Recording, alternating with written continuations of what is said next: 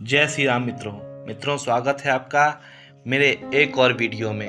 आप हैं मेरे यानी राहुल सिंह के साथ। आज हम आपको श्री भीमाशंकर ज्योतिर्लिंग की कथा सुनाएंगे। तो चलिए कथा का शुभारंभ करते हैं। इससे पहले यदि आप मेरे चैनल पर नए हैं तो चैनल को सब्सक्राइब करिए, वीडियो को लाइक करिए और इस कथा को अपने दोस्तों और परिवारजनों के बीच जरूर शेयर करिए। यह ज्योतिर्लिंग गुवाहाटी के पास ब्रह्मपुर पहाड़ी पर अवस्थित है। इस ज्योतिर्लिंग की स्थापना के विषय में शिव पुराण में यह कथा दी गई है। प्राचीन काल में भीम नामक एक महाप्रतापी राक्षस था। वह कामरूप प्रदेश में अपने मां के साथ रहता था। वह महाबली राक्षस राज रावण के छोटे भाई कुंभकर्ण का पुत्र था, लेकिन उसने अपने पिता को कभी नहीं देखा था। उसके होश संभालने के पूर्व ही भगवान राम के द्वारा कुंभकर्ण का वध कर दिया गया था। जब वह युवावस्था को प्राप्त हुआ तब उसकी माता ने उससे सारी बातें बताईं। भगवान विष्णु के अवतार श्री रामचंद्र जी के द्वारा अपने पिता के वध की बात सुनकर वह महाबली राक्षस अत्यंत संतप्त और क्रुद्ध हो उठा। वह निरंतर भगवान श्री हरि के वध का उपाय सोचने लगा। उसने अपने अभिष्ट के प्राप्ति के लिए 1000 वर्ष तक कठिन तपस्या की। उसकी तपस्या से प्रसन्न होकर ब्रह्मा जी ने उसे लोक विजयी होने का वर दे दिया। अब तो वह राक्षस ब्रह्मा जी के उस वर के प्रभाव से सारे प्राणियों को पीड़ित करने लगा। उसने देवलोक पर आक्रमण करके इंद्र आदि सारे देवताओं को वहां से बाहर निकाल दिया। पूरे देवलोक पर अब भीम का अधिकार हो गया। इसके बाद उसने भगवान श्री हरि को भी युद्ध में परास्त किया। श्री हरि को पराजित करने के पश्चात उसने काम रूप के परम शिवभक्त राजा सुदक्षिण पर आक्रमण करके उन्हें मंत्रियों अनुचरों सहित बंदी बना लिया।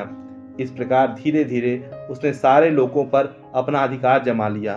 उसके अत्याचार से वेदों, पुराणों, शास्त्रों और स्मृतियों का सर्वत्र एकदम लोप हो गया।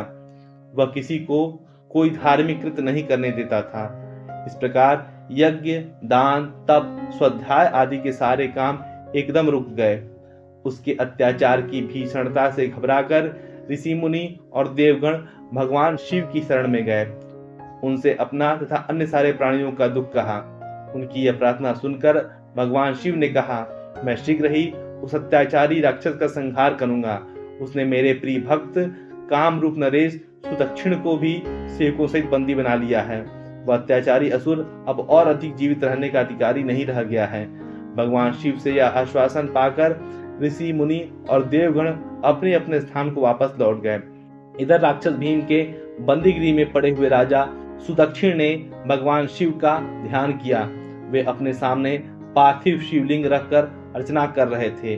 उन्हें ऐसा करते देख क्रोधित होकर राक्षस भीम ने अपनी तलवार से उस पार्थिव शिवलिंग पर प्रहार किया, किंतु उसकी तलवार का स्पर्श उस लिंग से हो भी नहीं पाया कि उसके भीतर से साक्षात भूत भावन शंकर जी वहां प्रकट हो गए।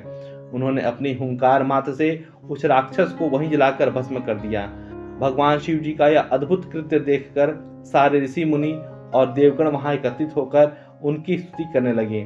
उन लोगों ने भगवान शिव से प्रार्थना की, महादेव, आप लोक कल्याणार्थ आप सदा के लिए यही निवास करें। यह क्षेत्र शास्त्रों में अपवित्र बताया गया है। आपके निवास से यह परम पवित्र पुण्य क्षेत्र बन जाएगा। भगवान शिव ने उन सबकी यह प्रार्थना स्वीकार कर ली। वहां वह ज्योतिर्लिंग के रूप में सदा के लिए निवास करने लगे। उनका यह ज्योतिर्लिंग भीमेश्वर के नाम से विख्यात हुआ। शिव पुराण अध्याय 19 से 21 में यह कथा पूरे विस्तार से दी गई है। इस ज्योतिर्लिंग की महिमा अमोघ है। इसके दर्शन का फल कभी व्यर्थ नहीं जाता। भक्तों की सभी मनोकामनाएं यहाँ आकर पूर्ण हो जाती है। तो मित्रों, यह कथा श्री भीमेश्वर ज्योतिर्लिंग की है जो पुराणों में दी गई है। अपने दोस्तों और परिवारजनों के बीच इस भगवान भोलेनाथ की इस कथा को शेयर करें, क्योंकि भगवान की कथा हर घर में पहुंचनी चाहिए।